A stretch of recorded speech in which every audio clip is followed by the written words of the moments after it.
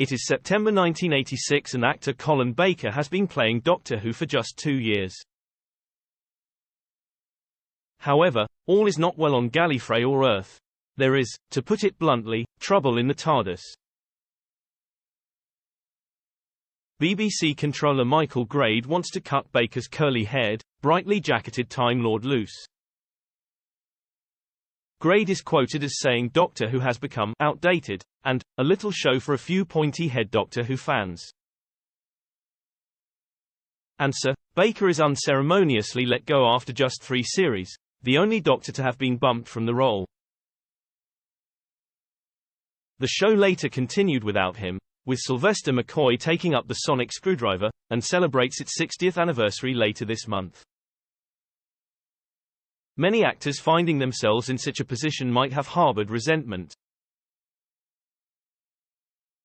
Baker, however, is not bitter. Anything but in fact. I've been appearing in 2-hour, audio versions of Doctor Who stories as the Doctor, fully dramatized and complete with guest actors for many years, he beams over Zoom. I've recorded more than 200 of them. They are hugely popular. I may not look the same anymore, but despite my advancing age as an octogenarian, I still sound the same as I did in the 1980s. Therefore, in the imaginations and minds of the listeners, I'm still Doctor Who with the shock of curly hair who wears a garishly colored coat. Come the new year, I'm recording another one. Before that though, the twinkly-eyed 80-year-old is promoting the feel-good festive film he's starring in, Christmas at the Holiday Inn, which recently started streaming on Apple TV, Amazon and other platforms. Ringing all the appropriate seasonal bells, it's a tinsel-tastic, feel-good, family-friendly, multi-generational Christmas-themed movie in the Love Actually and the holiday vein. The premise is as follows. Emma Holly is an overachieving young executive who quits her job just before Christmas and goes to her father's run-down country inn to try to lick her wounds and find some perspective.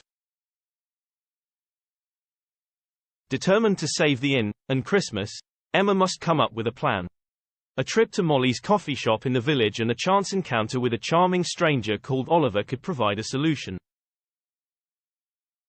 She thinks he is a travel writer and this leads to an idea that might just solve everything. But is Oliver really who she thinks he is? Colin plays Emma's dad, Ben, who is in need of some TLC and, ho ho ho, in his own life. It is a lovely film, says Colin. It's sweet and gentle and very Christmassy. It's also very nicely done. It's about the importance of keeping those you love close, about family and what really matters in life. As soon as I read the script, I wanted to do it. It's the kind of film all the family can enjoy watching together. In light of what's happening in the world right now, Christmas at the Holiday Inn sounds like it provides just the kind of comfort watching we all need. Absolutely, Colin agrees. I think we all need something to give us a cinematic or televisual cuddle. There is a tendency to wallow in the darkness of life when the news is very bad, but we all need an escape, an escapist watch, especially as we head towards Christmas. Although the romantic element of the film centers on the relationship between Emma and Oliver, Colin's character Ben also finds himself puckering up under the mistletoe. We don't want to give anything away, but the only character who could credibly be a potential love interest for Ben is vivacious coffee shop owner Molly, played by none other than Anita Dobson. Anita was a joy to work with, Colin beams. I'd never really met her before apart from very fleetingly at the occasional social event. She is, of course, very famous, but she proved that very famous people can also be extremely grounded. She is lovely, warm and kind, and has time for everyone. She's also a very fine actress. I was sorry when we wrapped. I'd love to do a sitcom or something with her. Doctor Who and EastEnders Angie Watts. Now, there's an idea. As Christmas approaches, would Colin say he's more Santa or Scrooge? Oh, Santa definitely, especially as my wife Marion and I now have 4 young grandchildren.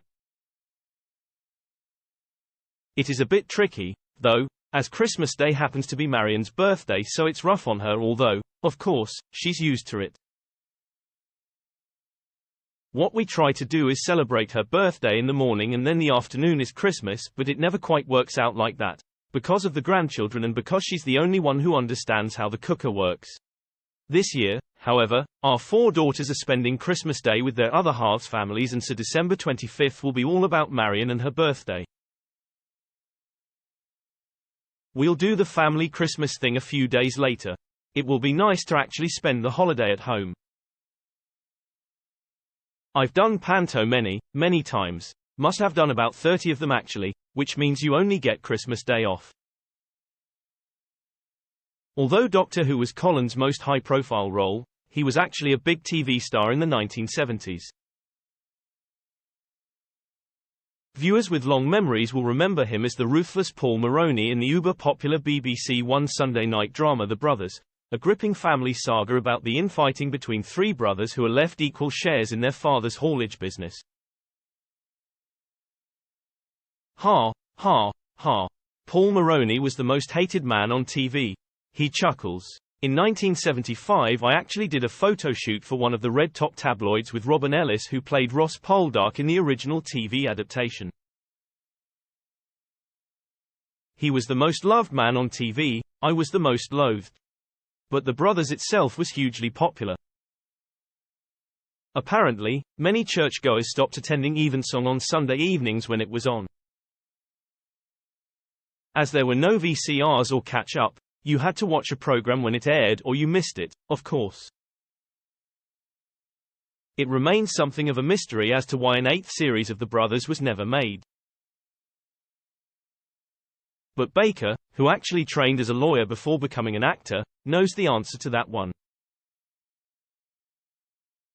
I was at a Doctor Who convention recently and met a woman who worked in the budget department of the BBC in the 1970s, he tells me. I asked her if she had any inside info about the brothers' demise. After all, the show was so popular, and after the last episode of Series 7, the producers said they'd be in touch, like they always did at the end of each series. But we never heard anything ever again. This woman told me that when the budgets for 1977 were being worked out, the brothers had been accidentally left off the list. By the time the powers that be realized, it was too late to do anything about it. So, it was cancelled by mistake. But then Doctor Who came along, of course.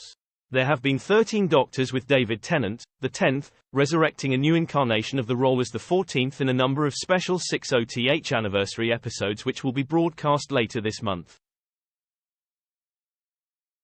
Rwandan, Scottish actor Nkuti Gatwa will play the 15th Doctor in a new series which starts airing over the festive period.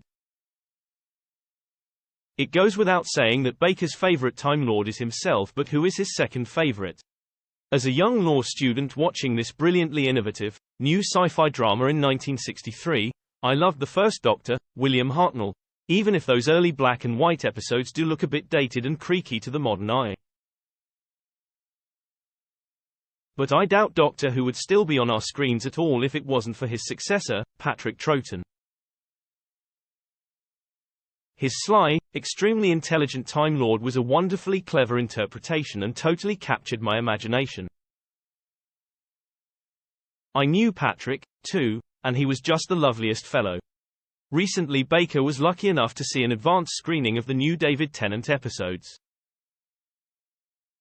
They are fantastic. Russell T Davies, who, of course, relaunched Doctor Who in 2005 after it had been rested for 16 years, is such a genius and such a guardian of all things Doctor Who. He has produced something which is beautifully filmed, beautifully written, beautifully orchestrated. He is also one of the nicest people I have ever met. Sounds like he's cut from the same cloth as Colin Baker then. Christmas at the Holiday Inn is streaming on Amazon Prime, Apple TV, Google Play Movies and YouTube.